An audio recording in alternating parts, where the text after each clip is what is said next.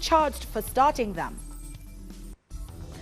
And a U.S. Supreme Court ruling allows the Trump administration to bar most Central American immigrants from seeking asylum.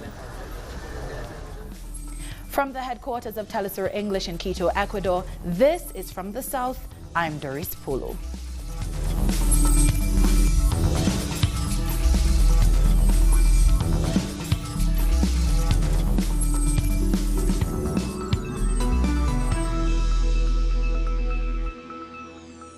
Students have taken to the streets in Venezuela to condemn the threat of attacks from Colombia.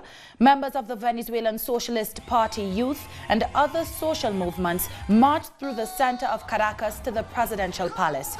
They expressed support for Venezuela's sovereignty and for the military exercises ordered by President Nicolas Maduro along the border with Colombia.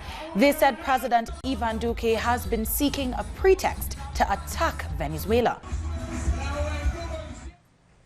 Our correspondent Leonil Retamal is at the march in Caracas with the details. We are here at the march which is making its way through the streets of Caracas. It is making the 11th anniversary of the youth wing of the United Socialist Party of Venezuela.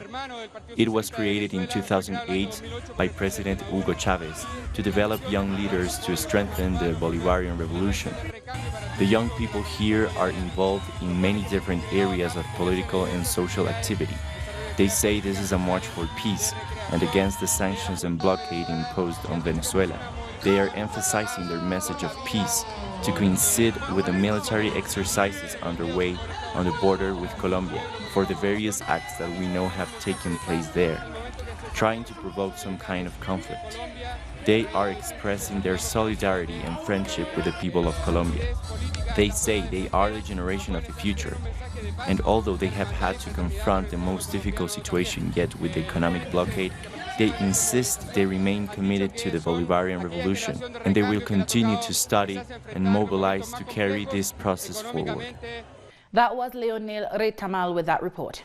Venezuela's foreign minister has strongly condemned sanctions imposed by the U.S. against several countries. Speaking at the United Nations in Geneva, Jorge Arreaza called for the creation of a treaty to defend the UN Charter which prohibits the imposition of unilateral sanctions. Last year, Alfred de Zayas, the then independent UN expert on the promotion of democratic and equitable international order, said the coercive unilateral measures against Venezuela is a crime against humanity. Iran's foreign minister called them measures of economic terrorism, and we agree with them on this. We insist they are criminal. Cuba has calculated the cost of the blockade for the past 60 years to almost $1 trillion. Those countries, our countries, should be compensated, as recommended by several bodies within this commission. Venezuela has denounced a decision taken on Wednesday by a small group of OAS member governments to attempt to activate the Inter-American Treaty of Reciprocal Assistance, TIA. Venezuela's government says this is a disastrous imperial instrument and that those countries are acting on behalf of the United States. And Mexico, whose delegation was present at the meeting of the Organization of American States, is expressing a deep concern and categorically rejects the invocation of the TIA. Mexico has said that it will condemn any decision taken through the use of force. Trump's decision to drop his security advisor John Bolton has about whether the United States foreign policy will change. Alina Duarte reports. Donald Trump has confirmed once again the differences he had with his former national security advisor, John Bolton. John is somebody that I actually got along with very well. He made some very big mistakes.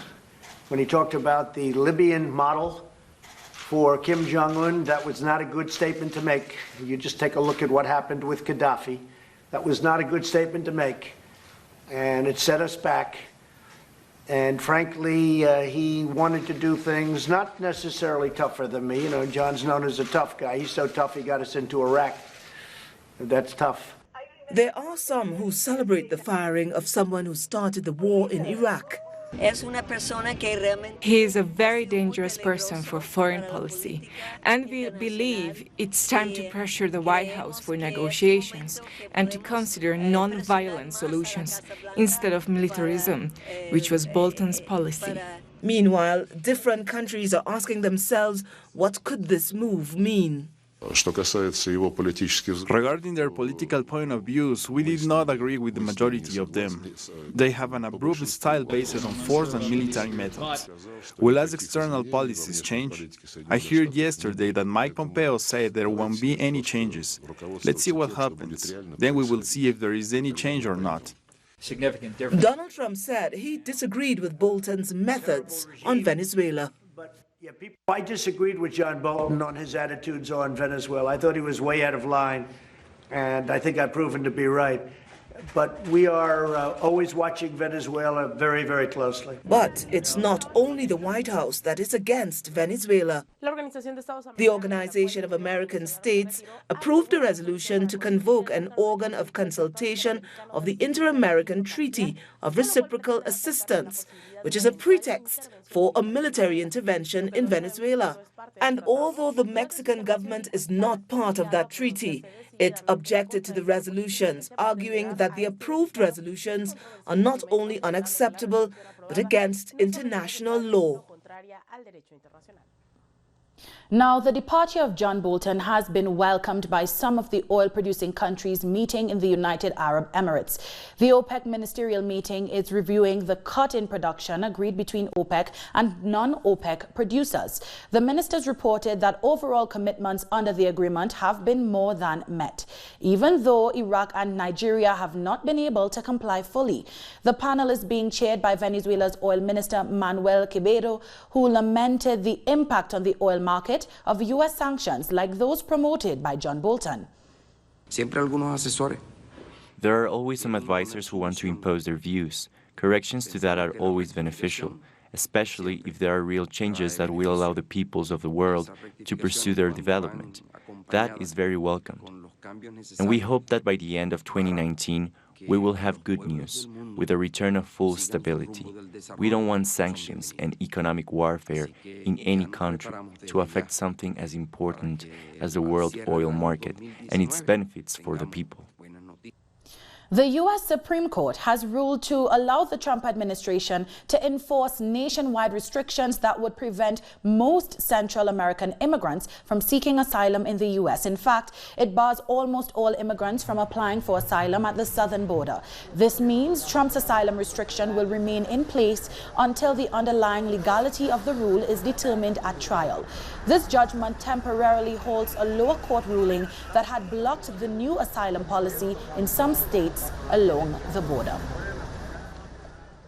Cuba's President Miguel Diaz-Canel has announced measures to be taken amid the energy situation in the country. Cuba is seeing increased threats by Washington, which is intensifying unilateral measures.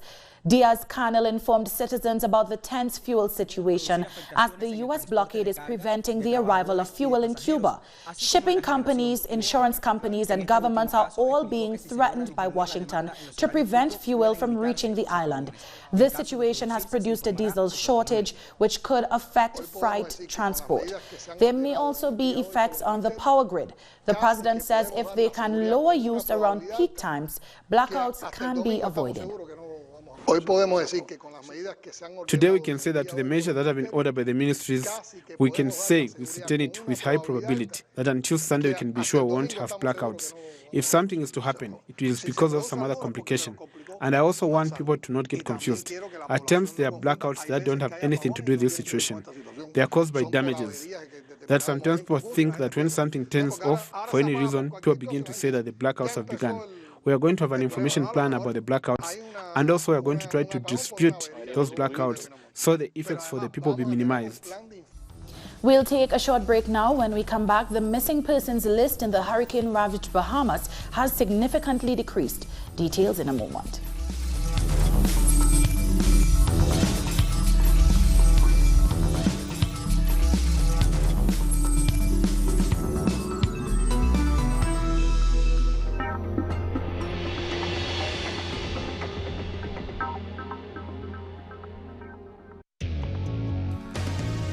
A review of the world news that investigates, incites analysis, and induces criticism, because every event has a context. The work intensified at the Nupona Ranch, 20 kilometers from the center of Bahia Negra, where the military are trying to put 3 big blazes. There's been a noticeable lack of volunteer firefighters. There's also no sign of the environmental prosecutors team, who were assigned 3 weeks ago to verify if the fires were started deliberately by cattle ranchers. And we have heard nothing about their investigations or any charges being brought in such cases. Let's remember that around 69,000 hectares have been affected so far, according to the National Forest Institute's last reports. So we are still waiting for volunteer firefighters to arrive here in Bahia Negra, and there are not only wildfires here in the western region, but also reports of huge fires in the Salto de Guairá region on the border with Bolivia. That was Osvaldo Zayas with that report. The number of people reported missing in the Bahamas after being displaced by Hurricane Dorian has dropped to 1,300. On Wednesday, the missing persons list stood at 2,500. Spokesperson for the National Emergency Management Agency, Carl Smith, confirmed that the people flagged as missing were safely housed at shelters. We are happy to announce that the number of missing persons registered with the government is going down daily. After beginning the process of cross-referencing the different databases, and you would have heard from Ms. Curry of the Bahamas Red Cross that they are also collecting data. So after cross-referencing these databases, the registered persons who have evacuated the islands are now at 1,300 persons, and this is down from the 2,500 persons that I reported yesterday. Bahamas' Prime Minister Hubert Minnis has said that the government will now focus on the recovery and stabilization mission in the aftermath of Hurricane Dorian. Hurricane Dorian affected the northern western Bahama Islands for an approximate total of 68 hours, with the southern eye wall planted over Grand Bahama for about 30 hours. Much of Abaco, as we knew it, is decimated and no longer exists. Flood waters in the streets made them appear like the ocean. Concrete structures were turned to dust, as if a massive bomb had exploded with atomic force. There are no words sufficient to describe this tragedy. East Grand Bahama has been laid to waste. Freeport, West End, and much of Grand Bahama experienced horrible destruction. No living Bahamian has ever seen anything like this in their lifetime. But as horrible and vicious as Hurricane Dorian was, the bravery and resilience of the Bahamian people is even more powerful. In Guyana, the government is moving to the courts to ask for a stay in the decision by the Elections Commission, GECOM, to merge the data gathered from the recently completed house-to-house registration with the existing national registrar.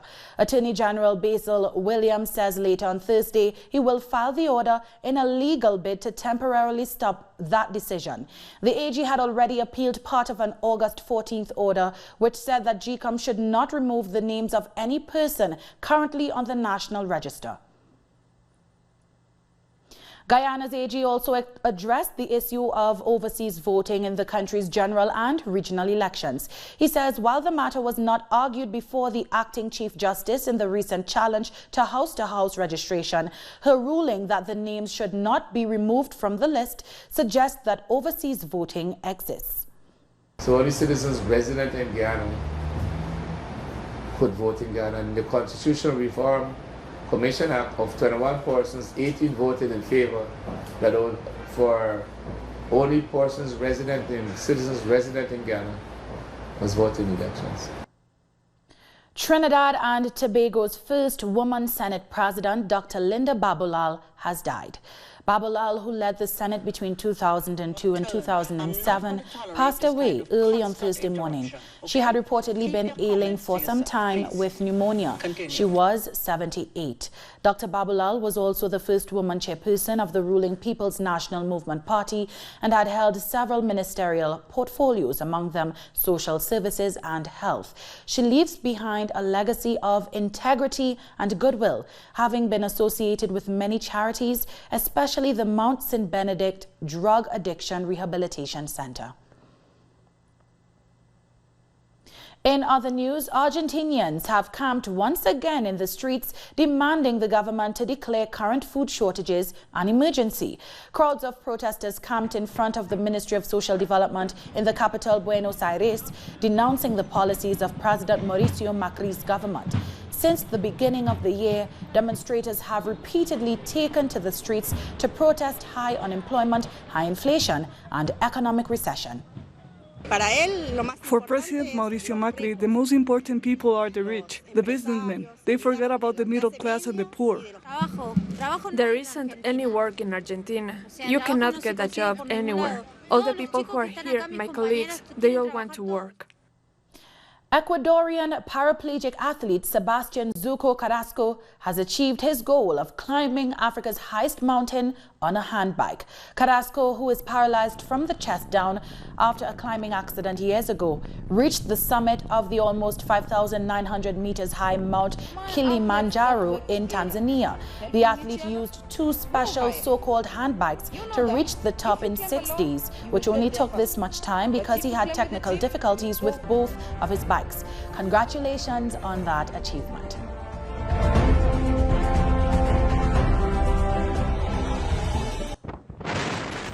Coming up, the Zimbabwean government is reportedly feuding with the late Mugabe's family over his final resting place. Don't go away.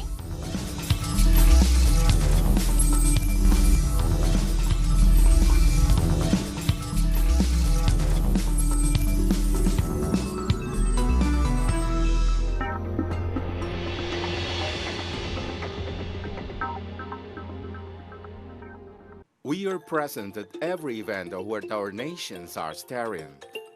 We believe in a new global vision, united in every broadcasting.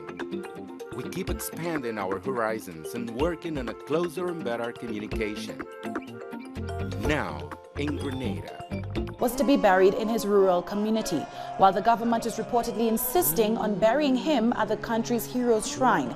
Mugabe's nephew Patrick João said the family is being coerced to go against his wishes. He adds that his uncle died a bitter man because his party betrayed him. I spoke this morning with Amai Mugabe. She instructed me to issue a statement, to disseminate a statement that she and the immediate family had put together. The statement is that they are being coerced by Emerson Mnangagwa to ignore President Mugabe's wishes on where his mortal remains should be interred. The newly appointed Sudanese government have charted a roadmap for peace with rebel leaders. The two sides signed the initial deal after 3 days of negotiations in Juba, capital of neighboring South Sudan. They have agreed on a roadmap aimed at ending war in the country by year's end. The two sides also agreed on trust-building measures, which include the unconditional release of all war prisoners arrested following the ousting of former President Omar al-Bashir in April.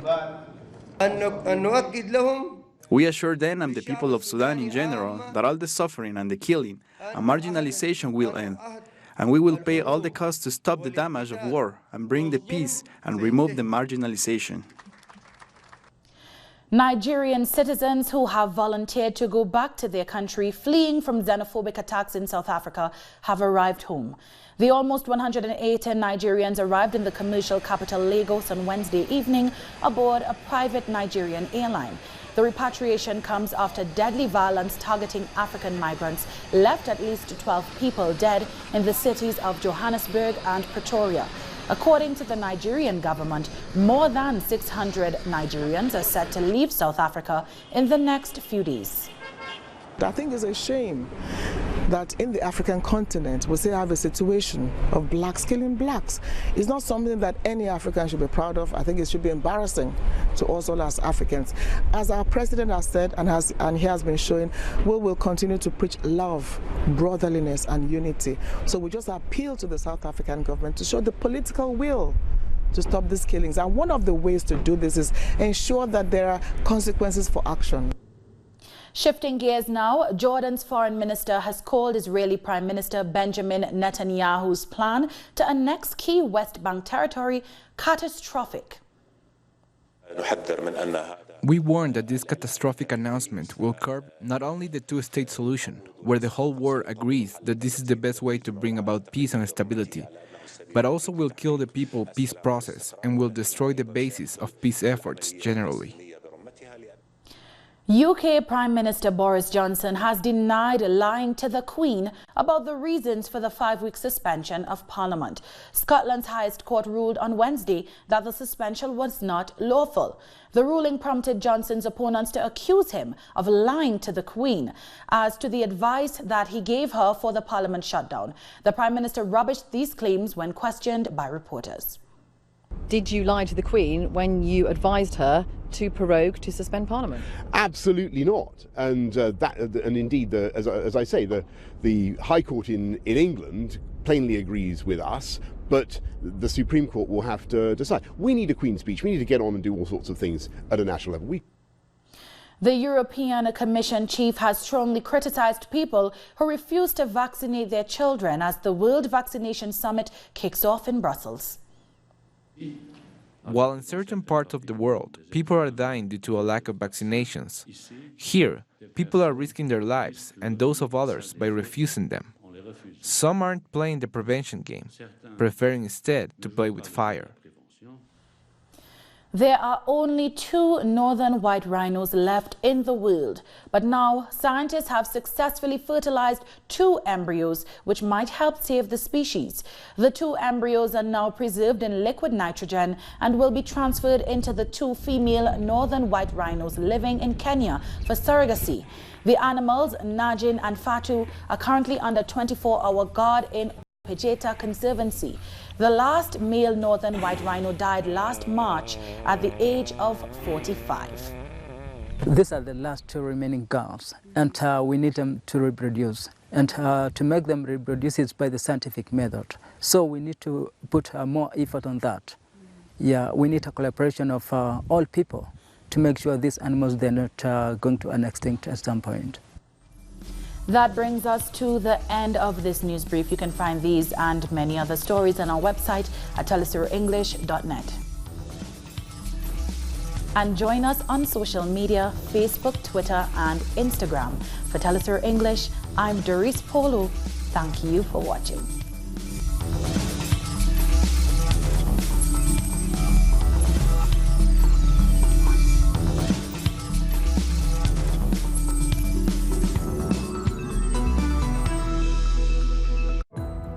Our actions have an impact on the environment. It's our responsibility to change for the sake of our planet. Let's be part of this transition.